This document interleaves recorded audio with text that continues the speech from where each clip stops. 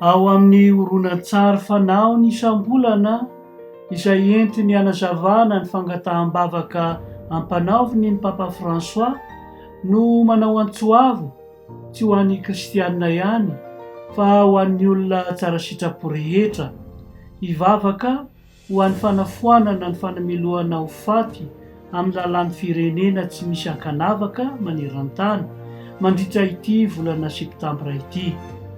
Ho indrindra ny Papa François raha manazava amintsika io fangatahana io izy. Isan'andro dia mihamaro ny olona manerana izao tontolo izao no milaza fa mandà na manao tsia ny fanamelohana ho faty. Mariky ny fanantenana izany ho an'ny Eglizy. Raha ny fomba fijery araka ny lalàna mantsy dia tsy ilaina izany. Afaka manafoana amin'ny fomba mahomby ny elokabe vava ny fiarahamonina.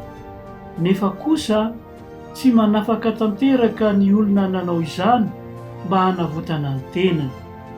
Tsy maintsy misy manjakariva ny varavarankely ny fanantenana isaky ny sazy ara-dalàna. Tsy manome rariny an'ireo ny aram-boina ny fanamelohana ho faty.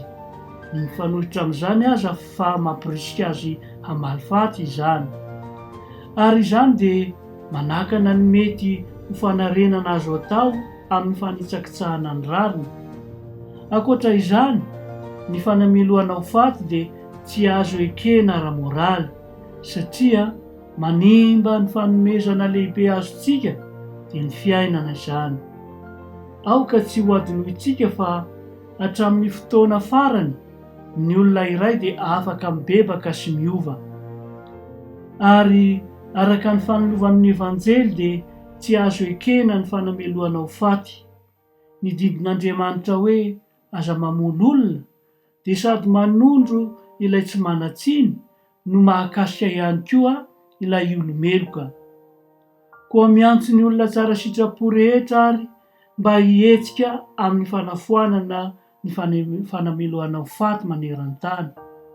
Koa andeha ary sika hivavaka mba ho foanana ao anatin'ny lalàn'ny firenena rehetra manerana izao tontolo izao ny fanamelohana ho faty izay manitsakitsaka ny asina maha olona.